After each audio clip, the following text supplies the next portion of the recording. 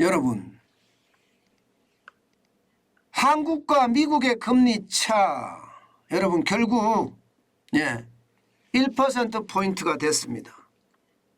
어떻게 생각하면 1%포인트의 금리 차라는 것은요, 굉장히 높아요. 이게 한국경제연구원에서 말입니다. 한국과 미국의 금리 차가 일반적으로 적정금리 차가 0.52%에서 뭐 1.12%까지 돼야 된다, 이렇게 이야기를 했습니다. 최근에 발표해서 0.52%에서 1.12%까지. 그런데 지금 액면 금리차가 지금 이까지 왔서는 것은 여러분 최고치에 왔다는 거예요. 최고치에 왔다는 거예요. 저는 이게 시장의 위협으로 작동할 수도 있다고 생각을 합니다. 시장의 위협으로. 여러분 보세요. 미국은 계속 올리잖아요. 게다가 이게 12월에 또 얼마를 올릴지 잘 모릅니다. 일반적으로 말입니다. 금리차가 나면 외국인들이 한국에서 돈을 뺀다, 이렇게 일반적으로는 알려져 있습니다. 지금 역사적으로 보면 3번 정도의 금리차가 있었습니다. 지금의 1%의 포인트의 금리차는 이게 2018년 3월에서 2020년 3월까지 2월까지 2년 동안인가요? 2년 동안의 금리차하고 지금 비슷합니다. 그때 어땠는지 보면 말입니다. 보시는 것처럼 증권시장에서는 53억 7천만 달러가 나갔고요. 반면에 채권시장에서는 219억 1천만 달러가 들어왔습니다. 그러면 지금 2018년에서 2020년 2월까지 하고 있던 모양새와 지금의 모양새가 좀 비슷하다, 이렇게 될까요? 그런데 시장에서는요, 시장에서는 실제 좀 비슷한 모양새는 나타내고 있습니다. 여러분, 이게 채권시장에는 외국인들이 들어와 있는 거 사실이고요. 주식시장에서는 외국인들이 나가 있는 거 사실입니다. 지금 왔다 갔다 하는 그런 문제는 있어요. 그렇지만 여러분, 시장의 분위기는요, 지금 굉장히 경직되어 있다, 이렇게 이야기할 수가 있습니다. 예를 들어서 말입니다. 금리차가 더 커지면 어떻게 될 것인가? 그러면 2005년 8월에서 2007년 8월처럼 주식시장이 231억 불까지도 빠져나가는 그런 최악의 상태가 오지도 않겠느냐, 이런 얘기까지 나오거든요. 물론 이때는 채권시장에서 578억 원이 들어왔고요. 차입금 시장에서도 708억 원이 들어왔었어요. 지금 제가 금리차가 위협으로 보는 것은요, 지금 채권시장에 그나마 2018년에서 2020년까지는 들어왔었는데 지금 우리 채권시장은 굉장히 좀 위기 상황에 있잖아요. 국내 채권시장도 그렇고요. 국내 기업들이 발행하는 해외 채권시장도 그렇고요. 그렇다면 여러분, 이 금리차를 저는 해소할 수 있는 방법을 반드시 한국은행이 찾을 거라고 생각을 합니다. 어떻게 찾을 거냐? 어떻게 찾을 거냐? 결국 이 기준금리차를 해소하는 수밖에 없습니다. 그렇지 않으면 위협이 될 수 있으니까요. 당장 말입니다, 여러분. 우리가 위협이라고 느껴지는 것은 기준금리차 때문에 한미 원달러 환율이 올라가는 거 보세요. 여러분, 원달러 환율이 1,400원대에서 왔다 갔다 한다는 것은요, 우리 시장이 위험하다는 것을 지금 알려주고 있는 겁니다. 이게 기본적으로 미국의 금리를 인상을 하기 때문에 우리 동화의 가치가 떨어져서 시장에서 달러를 빨아들이니까 달러는 공급이 줄어들고요. 반면에 원화는 지금 계속 푸니까 공급이 늘어나니까 원화 가치가 떨어져서 환율이 올라간다, 이렇게 해석할 수도 있거든요. 물론 원달러 환율은 뭐 한두 가지 요소로 이게 등락이 있는 것은 아닙니다. 그 외에도 우리가 뭐 자금을 지금 엄청나게 풀면서 원화 가치가 떨어지는 것도 있으니까 여러 가지가 있습니다만은 분명한 것은 뭐 일본의 엔화가 떨어지기 때문에, 위안화가 떨어지기 때문에 원화가 또 떨어진다, 이런 거 빼고요.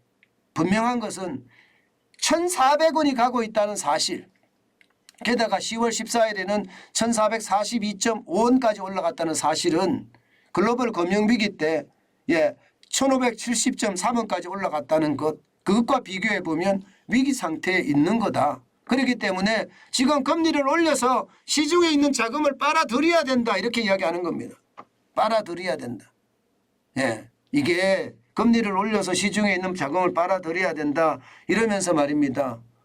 지금 기업들은 어떻게 하느냐, 가게는 어떻게 하느냐, 이게 부채가 폭발할 텐데 그런 생각을 할 수밖에 없거든요.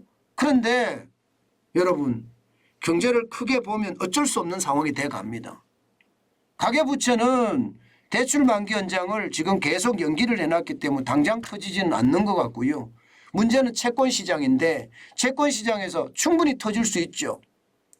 이미 터졌던 것을 지금 봉합해 가는 과정인데 달러 표시 채권까지 지금 터지고 있으니까 더 위기가 될 수가 있겠죠. 그렇지만 여러분, 시장은요 지금 대한민국에게 금리를 올리라고 이야기하고 있는 겁니다. 그래서 원달러 환율이 올라간다는 거예요. 게다가 물가도 지금 안 잡히고 있잖아요. 10월에 5.7%예요. 다시 올라가고 있습니다. 이게 7월에 정점을 찍는다 이렇게 이야기하더니 다시 5.7%까지 올라갔으니까 이것은 어쩌면 말입니다. 금리를 안 올리고는 안 되겠다 이런 생각을 할 수밖에 없잖아요. 결국 말입니다. 한국은행 이창용 총재는 고민이 많을 거예요. 금융통화위원들도 의견이 갈라지는 거 당연한 거예요. 왜냐하면 우리는 부채가 많거든요. 가계부채도 많고 기업부채도 많고, 특히 말입니다. 기업부채가 문제가 될 수 있다는 게 최근의 어떤 분위기잖아요. 자금이 조달이 안 돼서 계속 경색이 되고 있는 상태니까 자칫 잘못하면 이자를 못 내는 기업들이 더 많이 나올 수 있다는 거죠. 그렇기 때문에 반대 여론이 있는 거고, 반면에 지금 이렇게 되면 원달러 환율 올라가는 거 봐라, 이거 안 된다. 게다가 채권 시장을 방어하기 위해서 돈을 지금 재정정책으로 많이 풀고 있는데 원달러 환율은 더 올라갈 수 있으니 지금 금리를 올리는 수밖에 없다. 이렇게 이야기하는 쪽과 팽팽하게 맞설 수밖에 없습니다. 아마 팽팽할 거예요. 제가 봐서는요. 그렇지만 이창용 한국은행의 총재의 결정은요. 결국 말입니다.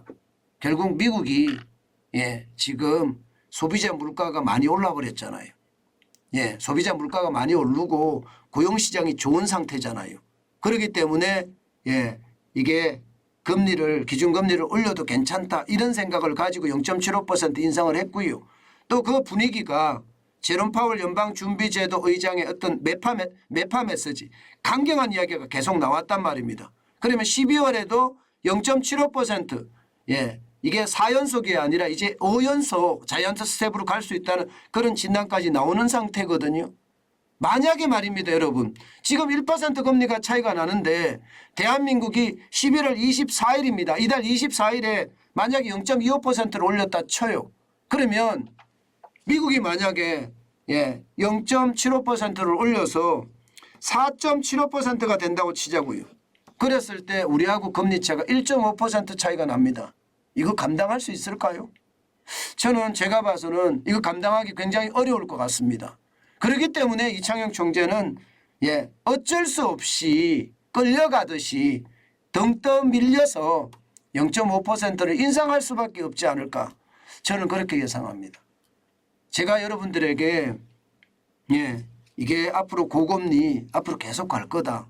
그리고 이게 금방 떨어지지 않는다. 우리는 고금리 시대를 안 살아봤지만 이제는 고금리 시대를 살아야 된다. 지금 우리가 고금리를 느끼지 못하는 건 당연할 거다. 왜냐하면 저금리 시대에 워낙 오랫동안 살아왔기 때문에 저금리에 익숙해서 금리가 떨어지겠지 생각을 할 거다. 그러나 아니다. 지금은 분명히 다르다.